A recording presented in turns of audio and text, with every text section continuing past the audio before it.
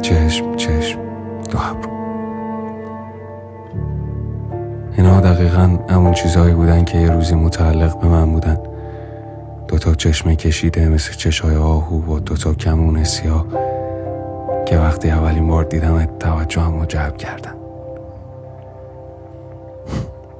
همون موقع بود که فهمیدم چشام میتونن با آدم حرف بزنن.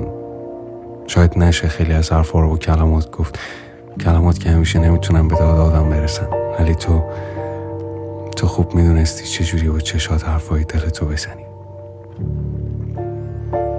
چشات بهم میگفت که یه دنیا غم توی وجودته. یادمه یه بار بهم گفتی آدم خطرناکی هستی. حق داشتی.